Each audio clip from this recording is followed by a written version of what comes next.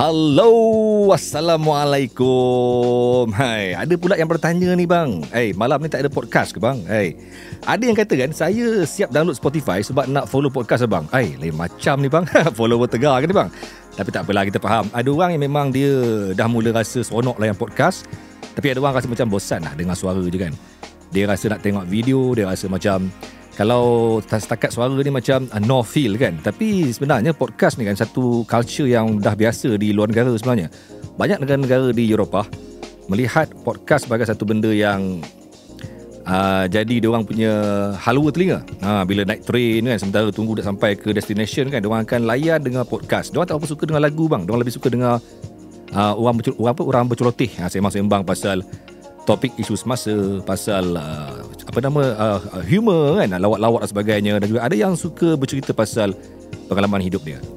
Saya pernah bercerita sebelum ni bang pasal macam mana saya berhenti daripada cikgu sekolah masuk ke bidang kewartawanan. Tapi ramai yang mungkin tak tahu tau, saya ni nakal sebenarnya. Saya berhenti cikgu kan 24 jam bang. Sampaikan guru besar saya hampir-hampir menangis lah. Bukan menangis kerana kehilangan, tapi menangis sebab sepanjang dia jadi guru besar kan, sepanjang dia jadi cikgu sekolah lah, daripada zaman awal dia berkhidmat sampailah dia jadi guru besar kan, maybe dia first time kot handle case yang minta berhenti 24 jam. Gila bang, minta berhenti 24 jam. Dia pun tak tahu apa aku nak buat ni. Aku nak report kepada kementerian ke, ataupun aku nak minta khidmat nasihat JPN ke apa kan. Dia tak pernah handle case macam ni bang.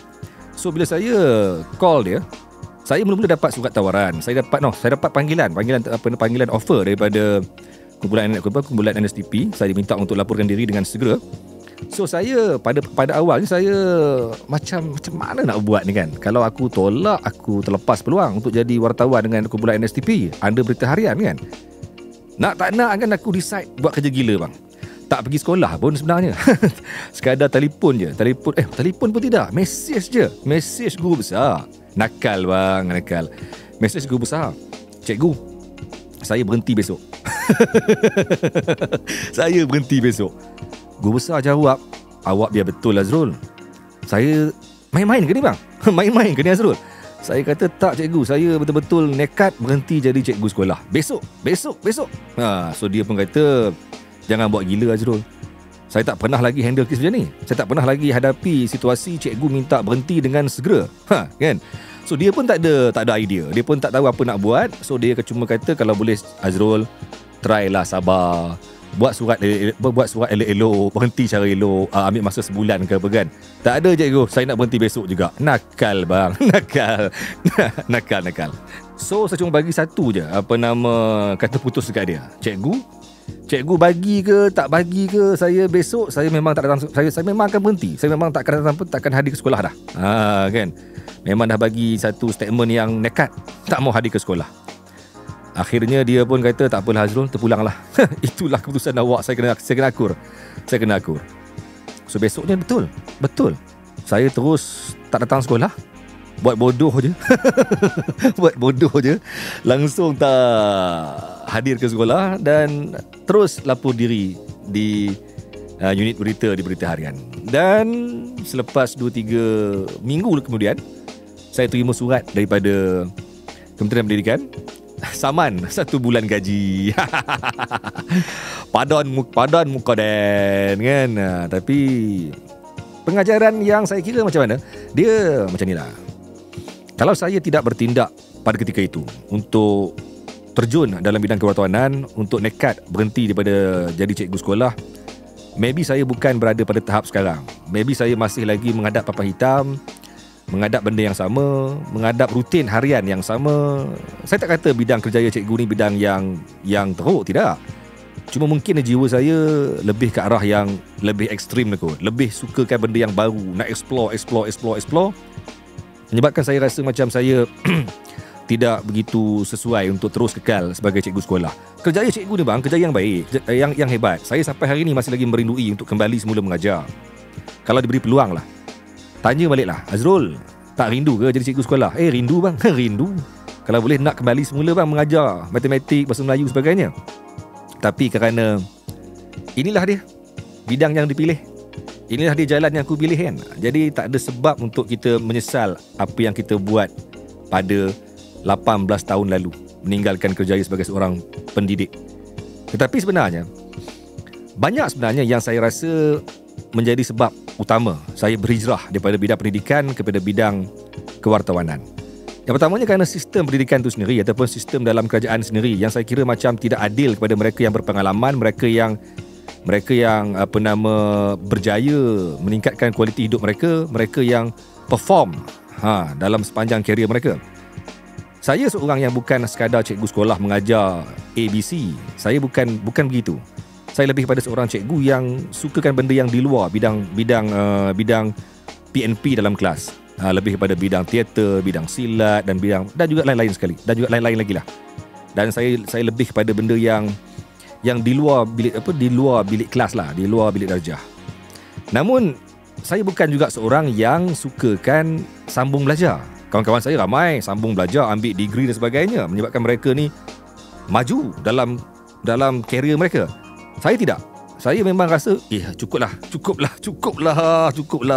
belas tahun duk belajar kan. Enough is enough lah kan.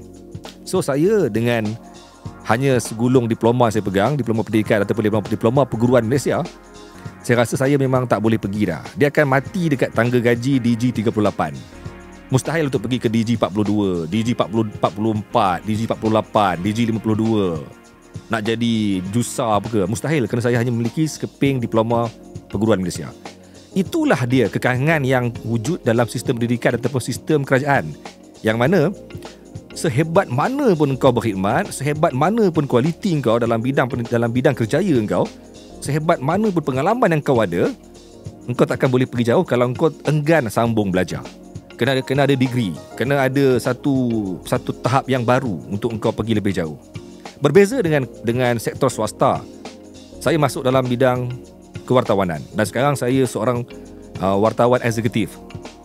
Wartawan eksekutif sebenarnya, untuk berada pada satu level wartawan eksekutif ni bang, dia punya grade dia kalau dekat pendidikan seumpama macam DG52 lah kot. Something like that lah. Umpama DG52 lah. So dia lebih jauh daripada sekeping degree yang dimiliki oleh seorang DG42. So nampak tak dia punya beza dia? Sektor swasta memberi peluang untuk kita pecah tembok, keluar daripada kita lompat tembok, pecahkan tembok yang menghalang, yang hanya berpandukan kepada sekeping sijil ataupun sekeping degree pendidikan. Berbeza dengan kerajaan yang mana segalanya berlihat kepada akademik, kelulusan pendidikan yang ada. Berbeza dengan swasta, kita boleh berada pada satu tahap, malah saya punya GEIC, Group Editor in Chief, the number one dalam NSTP dulu, Datuk Isyamuddin Aun, hanya seorang pemegang sijil pelajaran Malaysia, berjaya jadi seorang number one dalam NSTP. Semua wartawan, malah semua operation di bawah dia, di bawah tadbir urus dia. Sedangkan dia hanya seorang pemegang SPM. Di bawah dia ada degree holder, di bawah dia ada diploma holder, di bawah dia ada juga master holder. Tapi dia number one dalam NSTP Group. Dan itu takkan berlaku dalam sektor kerajaan. Mustahil. Mana mungkin seorang pemegang SPM boleh jadi ketua pengarah ataupun pengarah dalam sektor-sektor pendidikan atau dalam bidang lain sekalipun. Malah dalam kerjaya kepolisan sekalipun, agak mustahil pemegang sijil mampu jadi ASP ataupun DSP. Hanya mereka yang ada degree baru boleh pergi ke ASP, DSP dan sebagainya. Mungkin, maaf kalau saya terkhilaf, tetapi siapa yang saya faham pasal pendidikan ataupun perguruan, mustahil orang yang hanya memiliki SPM boleh menjadi seorang ketua pengarah pendidikan Malaysia ke, ataupun paling tidak pun nak jadi pengarah pendidikan ataupun pengarah daerah ke. Mustahil. Amat mustahil.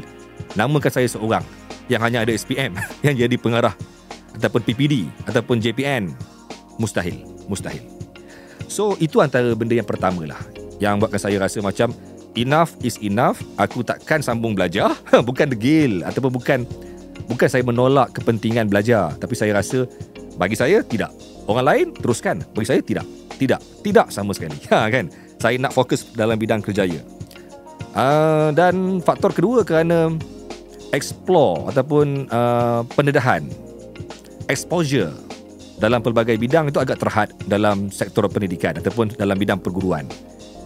Saya tak kata yang guru-guru tak boleh explore ataupun tak di-expose. Ada. Tetapi mungkin bagi mereka tidak seperti apa saya rasa sekarang lah. Dalam bidang kewartawanan, saya boleh merasai pengetahuan, pengalaman dalam bidang ekonomi, politik, sukan, hiburan, news, jenayah dan sebagainya. Itu yang saya nak selama ni. So, panjang cerita ni bang. Saya rasa untuk hari ni, itu dulu. Kisah seorang bekas guru yang degil, berhenti dalam masa 24 jam dan menyusahkan ramai orang, membuatkan hampir seorang guru besar menitiskan air matanya, bukan menangis kerana kehilangan seorang guru, tetapi menangis kerana naya nak kena menjawab dengan kementerian. Kan? Jumpa lagi bang dalam podcast seterusnya, dalam episod seterusnya, podcast daripada seorang pencerita. Teruskan podcast pencerita bercerita, kan? Tak gitu bang.